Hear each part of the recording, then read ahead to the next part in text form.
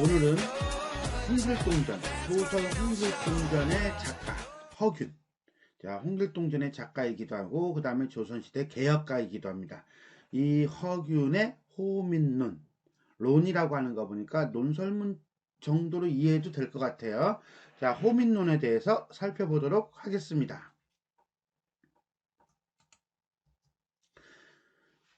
글쓴이의 문집 성소부부고에 실려있는 글입니다.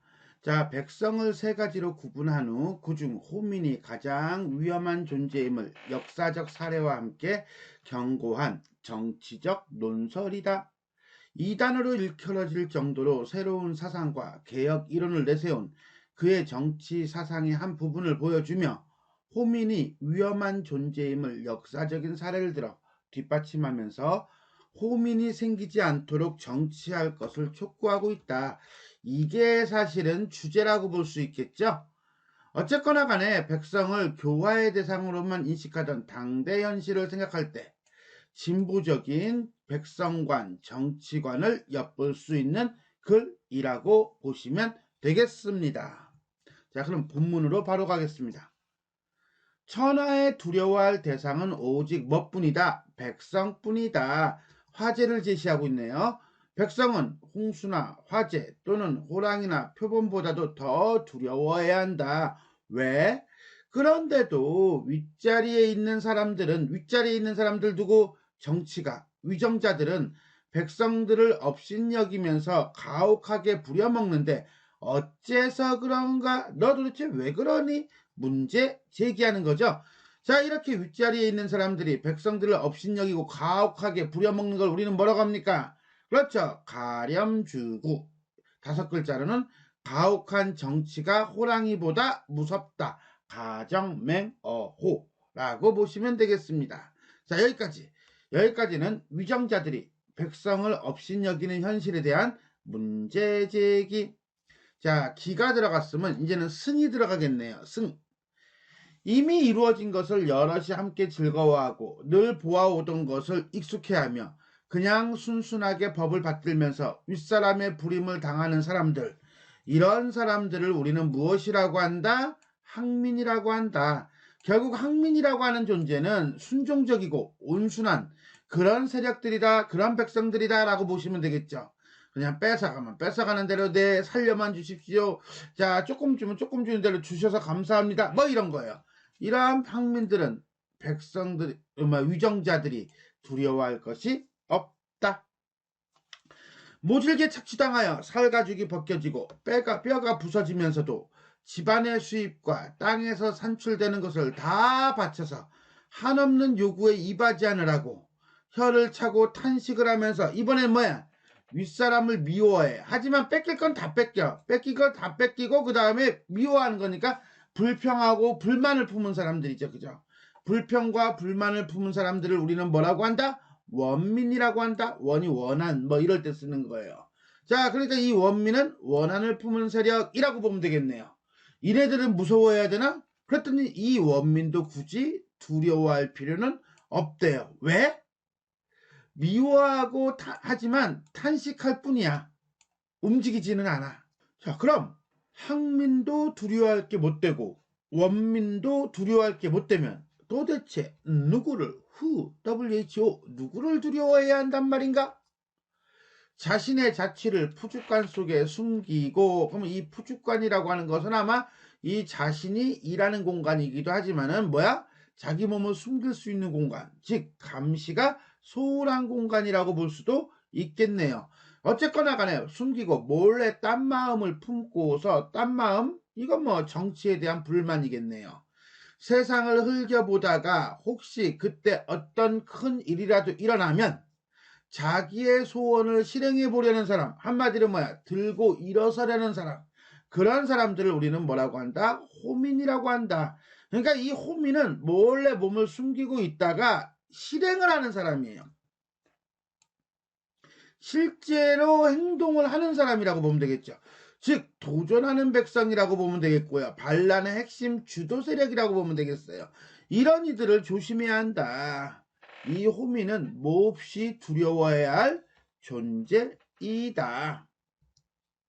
호민이 나라의 허술한 틈을 엿보고 일의 형편을 이용할 만할 때를 노리다가 팔을 떨치며 밭두렁 위에서 한번 소리를 지르게 되면 쫙 큰 소리로 딱 내세우면 원민은 소리만 듣고도 모여들어요. 그러니까 가만히 움직이고 있지 않다가 호민이 들고 일어나면 그때 모여든다는 거야. 모여들어서 모의하지 않고도 의논하지 않고도 소리를 질러 따라온다는 거죠.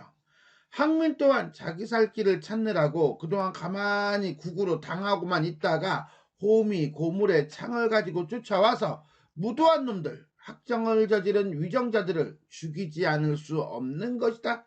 결국 호민이 두려운 이유는 호민 자체가 두려운 거라기보다는 호민이 들고 일어남으로써 뭐예요? 원민이 들고 일어나고 그 다음에 누가 일어나? 항민이 들고 일어난다는 거죠.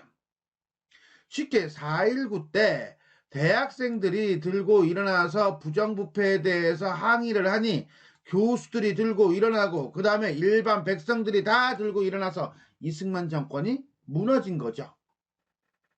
그런 것들을 연결시킨다라고 하면 우리가 이해할 수 있을 것 같습니다. 진나라가 망한 것은 진승과 오강 때문이었고 그렇다면 이 진승과 오강이 진나라를 망하게 한 일종의 호민이라고 보면 되겠네요.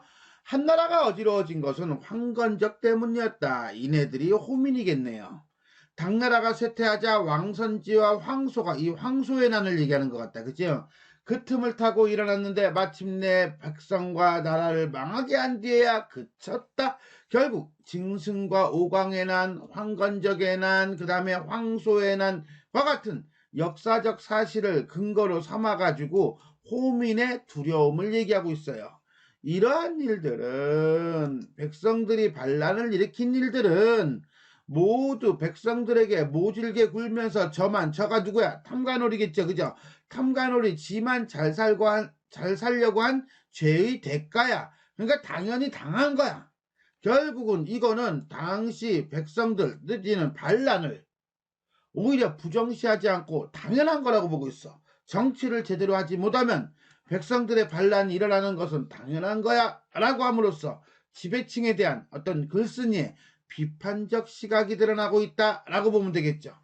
호민들은 그 틈이 어떤 틈이야? 그랬더니 뭐야? 백성들을 모질게 굴고 지만 잘 살려고 하는 그 틈을 잘 이용한 것이다. 하늘이 임금을 세운 것은 백성을 돌보게 하기 위함이었다. 한마디로 임금이 중요한 거야? 백성이 중요한 거야? 백성이죠. 어떻게 본다면 허균이 가지고 있는 민본주의적 사고방식이 드러나고 있다고 보면 돼요. 한 사람이 위에서 방작에 눈을 부릅뜨고 계곡같이 커다란 욕심을 부리라고 한 것이 아니었다. 이때 말하는 한 사람을 임금이라고 해석하면 안 됩니다. 그러면 이거는 조금 문제가 심각해져요. 그죠? 당시 조선시대 입장에서 이건 탐관오리 정도로 이해하는 게 나아요.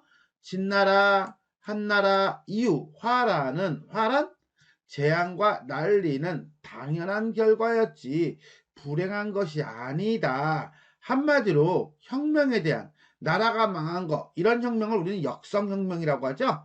이런 역성혁명에 대한 글쓴이 허균의 진보적인 어떤 정치관이 드러나고 있다는 거예요. 위정자들이 정치를 잘못하면 나라가 망하는 것은 당연한 거다.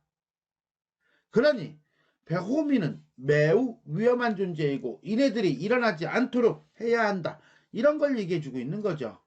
자, 승부분에서는요. 백성의 유형, 자 원민, 항민, 호민, 그 다음에 호민의 위험성, 호민 자체보다는 호민이 들고 일어남으로써 왜? 원민이 들고 일어나고 그 다음에 항민이 따라 일어나. 그러다 보니까 어떻게 돼? 나라가 망해. 라고 하는 것을 얘기해주고 있네요. 기승전. 조선은 중국과는 다르다. 땅이 좁고 험하여 사람도 적고 백성 또한 나약하고 게으르며 자라서 쪼잔하다는 얘기죠. 뛰어난 절개나 넓고 큰 기상. 이게 바로 뭐야? 호민. 호민의 기질을 가지고 있는 사람이 없다. 조선 사람 아닌가? 허균은? 그런 까닭에 평상시에 위대한 인물이나 뛰어난 재주를 가진 사람이 나와서 세상에 쓰이는 일도 없었지만 왜? 사람이 적어. 그러니까 인재가 별로 없어. 난리를 당해도 호민이나 사나운 병절이 반란을 일으켜 앞장서서 나라의 걱정거리가 된 적도 없었다. 그래서 다행이라면 다행이다 라고 하는 건 진짜 다행이란 얘기야? 아니지. 이런 걸 하면 안 된다니까. 일종의 반어적인 표현으로서 조선 백성에 대한 어떤 글쓴이의 부정적인 평가가 나타나고 있는 거예요.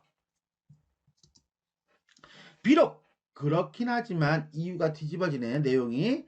자, 지금의 시대는 고려 때와는 같지 않다. 잠깐. 고려가 망하고 역성혁명으로 조선이 일어난 거 아니야? 그렇지, 조선이 일어난 거지. 근데 지금의 시대는 고려 때와 같지 않다니까 고려 때보다는 좀 더 괜찮다는 얘기인가? 고려 때에는 백성들에게 조세를 부과함에 있어서 한계가 있었어. 너무 많이 하지 않았다는 거야. 그 다음에 살림과 천택. 천택이라는 것은 내천과 그 다음 모택자죠. 내와 연못에서 나오는 이익도 백성들과 함께 했어. 언제? 고려시대에. 그럼 지금은 그렇지 않다는 얘기잖아. 고려 때와 같지 않다니까. 장사하는 사람들에게 장사할 수 있는 방법을 열어주고 물건을 만드는 기술자에게 혜택이 돌아가게 했어. 좋은 거잖아. 또 수입을 잘 헤아려 지출을 했기 때문에 여분의 저축이 있어서 갑작스럽게 전쟁이 나거나 아니면 국상이 있어도 조세를 추가로 징수하지 않았어. 그러면 잘한 거잖아. 이거는 고려시대 때 잘했던 정치야. 이렇게 잘했음에도 불구하고 말기에 와서는 오히려 흉년이 들어서 제사를 못 지내고 서당에는 백학생이 없으며 뜰에는 개가 없을 정도로 삼공 세 가지가 텅 비어 있었어. 이렇게 정치를 잘했음에도 불구하고 잘했다고 괜찮게 했음에도 불구하고 말기에는 이런 문제가 생겼다는 거야. 즉 조선보다도 풍족했던 고려시대에도 말기에는 백성들의 삶이 피폐해졌다는 거야. 그런데 그럼 지금의 시대는 고려 때와 같지 않다는 것은 결국 뭐야? 지금은 조선시대는 이만도 못하다는 거잖아. 그럼 당연히 나라 망하겠어? 안 망하겠어? 망할 거야 라고 얘기를 하려고 지금 뭐하고 있는 거야? 밑밥을 깔고 있는 거예요. 이게 전이죠. 조선 백성들에 대한 평가와 고려 말기와 지금의 조선의 현실을 비교하고 있는 거예요. 우리 조정은 그렇게 하지 않아. 당시 조선의 현실을 비판하며 구구한 백성들에게 신을 섬기고 윗사람을 받드는 범죄를 중국과 대등하게 하고 있대요.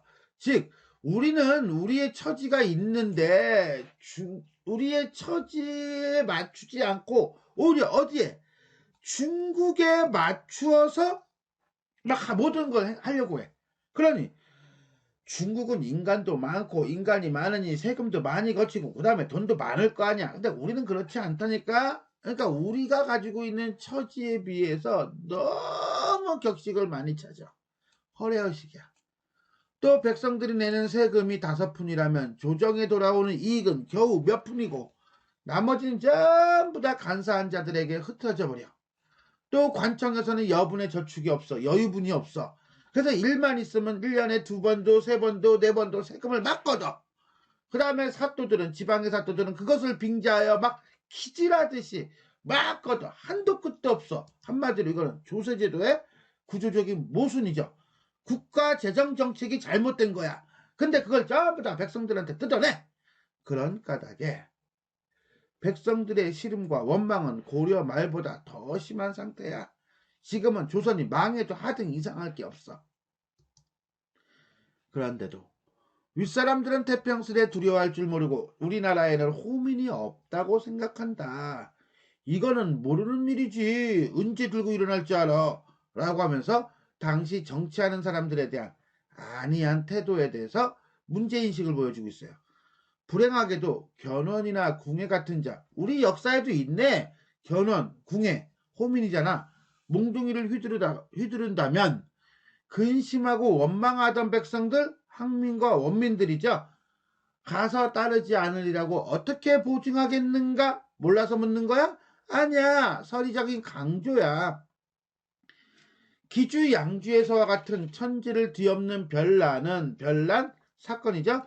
발을 구부리고 기다리고 있을 것이다. 언제든지 튀어나올 준비를 하고 있을 것이다. 백성을 다스리는 사람이 두려워해야 할 만한 형세를 명확하게 알아서 시위와 바퀴를 고친다면, 미리미리 준비한다면 유비무한 이렇게 되는 거예요. 제대로 된 정치를 할 수 있을 것이다. 이게 하고 싶은 말이죠. 나라를 뒤집어 엎어라가 아니라 나라가 뒤집어 엎어질 수 있으니까 준비해라 라고 하는 거예요. 그래서 해이한 관리들의 기강과 잘못된 제도를 바로잡아야 한다라고 하면서 위정자들의 인식과 태도 변화를 촉구하고 있다라고 보시면 되겠습니다. 자, 지금까지 우리는 허균의 호민론입니다. 비판적이고 교훈적이고요. 지배층에 대한 비판과 각성을 촉구하고 바른 정치를 할 것을 주장하고 있습니다. 백성을 세 개의 부류로 구분해서 특징을 설명하고 있네요. 자, 백성을 일단 뭐예요? 항민, 원민, 호민으로 봅니다. 항민은 뭐예요? 이미 이루어진 것을 여럿이 함께 즐거워하고 늘 보아하던 것이 익숙해서 그냥 순순하게 법을 받들면서 윗사람에게 불임을 당하는 사람들이에요. 원민은 그러한 상황에서 혀를 차고 탄식하면서 윗사람을 미워하는 사람이에요.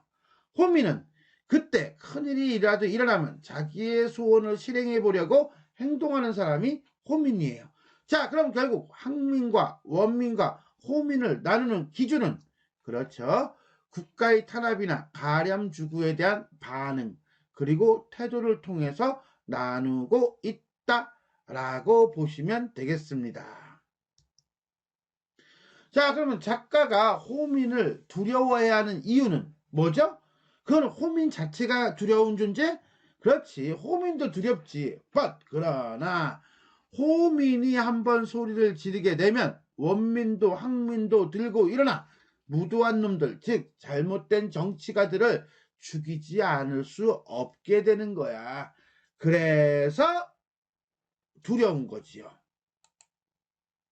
두 번째, 역사적인 사례와 대비하여 현재의 문제 상황에 대해 지적하고 있다.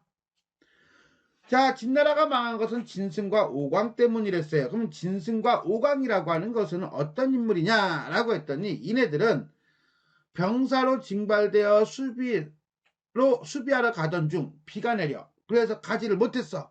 시간 내에 못 가면 뭐해? 죽어. 진나라가 법이 되게 엄했거든요. 그래서 어차피 죽을 바에야 차라리 나라를 세우고 죽자. 그러면서 되게 유명한 말을 하죠.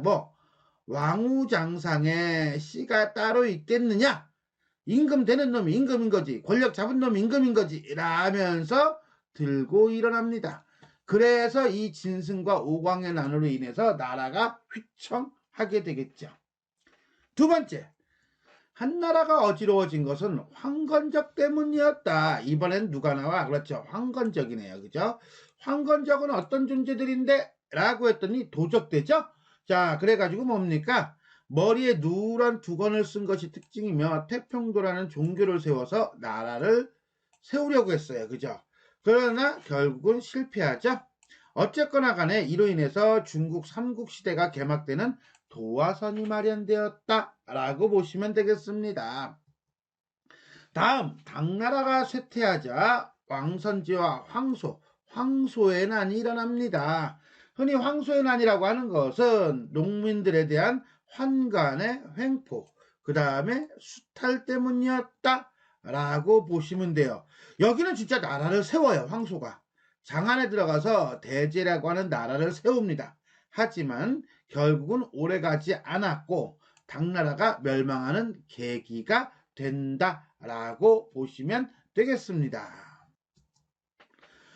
허균은 호민들이 발흥하여 나라가 몰락한 역사적 사례를 제시한 후 이러한 일들은 모두 백성들에게 모질게 굴면서 저만 잘 살려고 한 죄의 대가이며 호민들이 그러한 틈을 잘 이용한 것이다 라고 말해. 그래서 결국 이렇게 나라가 망한 원인은 왕소라든가 왕소란다 미안 황소라든가 황건지라든가 이런 인물들이 문제가 아니라 결국 당시 정치가들의 문제이다 라고 얘기하고 있는 것입니다.